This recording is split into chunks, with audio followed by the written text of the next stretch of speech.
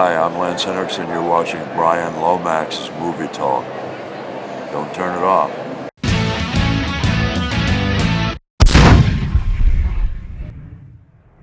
When four of Batman and Robin's most dastardly villains steal a device called a dehydrator and dehydrate the World Council, it's up to Batman and Robin to find the World Council and rehydrate them. Yes, that's essentially the plot to this ridiculous 1966 Batman movie, a film spin-off to the TV series. Now, this was actually supposed to come before the TV series, but for whatever reason it got delayed and it came after the first season of the television show. It sees Batman being played by Adam West and Robin by Burt Ward.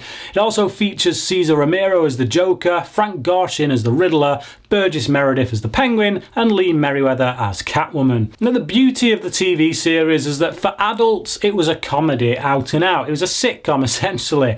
They were just taking the situation of Batman and Robin and mocking it, making comedy from it.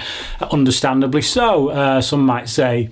But to children, this was quite a serious show. You could look at this and just worship your idols, look at your heroes on screen. However, while that might work for a 20 to 30 minute episode of a TV show, does it work for a feature-length film? Well, the film isn't a failure, let me put it that way, but also it's not a complete success either. The comedy doesn't always hit its mark. It's very broad throughout, and sometimes there are just bits in the film that really drag. Like it feels like it's written by people who are used to writing TV, and they've had to stretch this thing out for a 90-minute movie. There are certain setups that on the face of it are quite funny, like when Penguin brings out his guinea pig men and they're all wearing t-shirts that say GP on to say that they're guinea pigs, and it's quite amusing, just that setup. But we don't need to see Penguin testing the dehydrator on each one of these guys. It bumps up the screen time,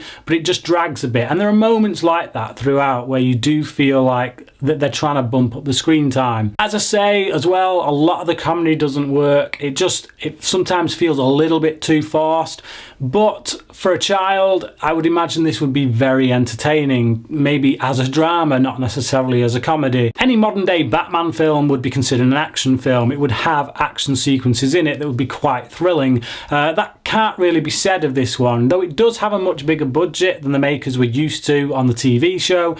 It's not quite evident where all that money's gone, other than some extra vehicles. We get a Batboat, a Batcopter, and a Batcycle, but they're not really used to tremendous effect. We get a bit of comedy from them, but we don't really get any great action sequences. But you know what? That's fine. That's not what the makers were going for. For them, this film is first and foremost a comedy. The story is absolutely stupid, but the plotting I do have to criticise, because it doesn't really have a lot of internal logic. I mean, granted, we're talking about the supervillains dehydrating people and then rehydrating them somewhere else, but there still needs to be an internal logic. And for me, like, a prime example is Catwoman.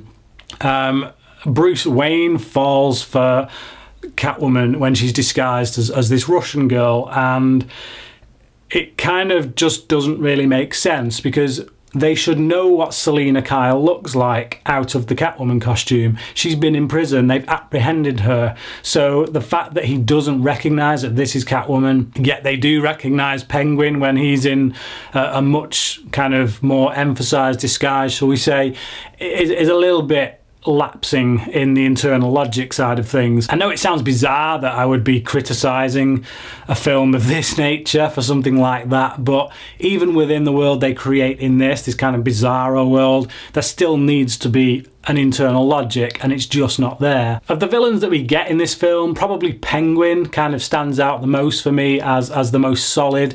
He kind of feels like the main villain as well in this. Maybe Burgess Meredith was the most well-known name back then, I don't know, but Cesar Romero doesn't really work for me as the Joker. He's just a guy who laughs a lot in this. He's very clownish, and he doesn't really come off as Batman's arch nemesis.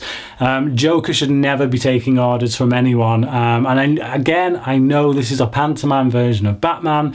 It's out and out comedy, but even so, as a diehard Batman fan, I've never really liked the iteration of Joker played by Cesar Romero. Frank Gorshin, however, is a different matter. How you could fail to enjoy his performance is beyond me.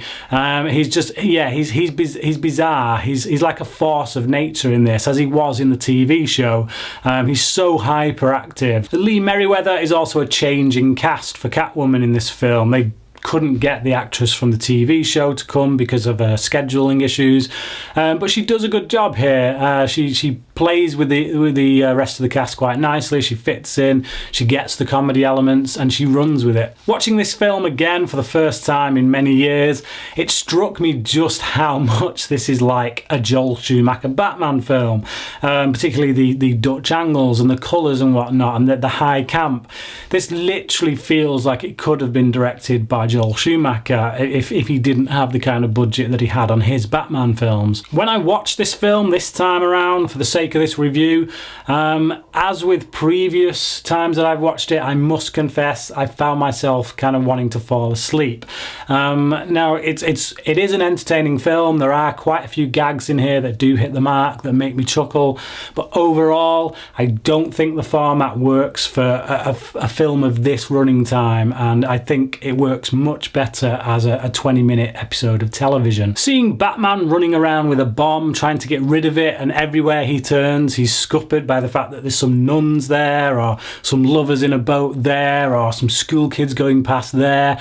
It's just, that to me is quite amusing, but again, that joke itself gets a little bit overstretched as they kind of bring the people in, not just once but twice. So Batman's running to different locations and it just goes on a little bit too much. There really isn't much else to say about this film. I think you're either going to go along with it from a comedic aspect, or if you're a much younger audience, you're going to enjoy it because that's your heroes on screen.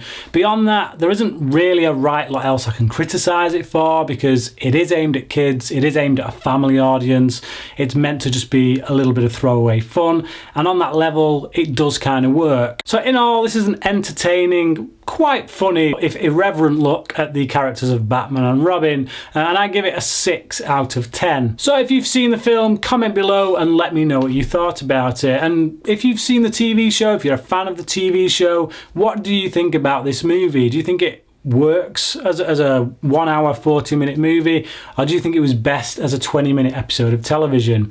Until next time, thanks for watching.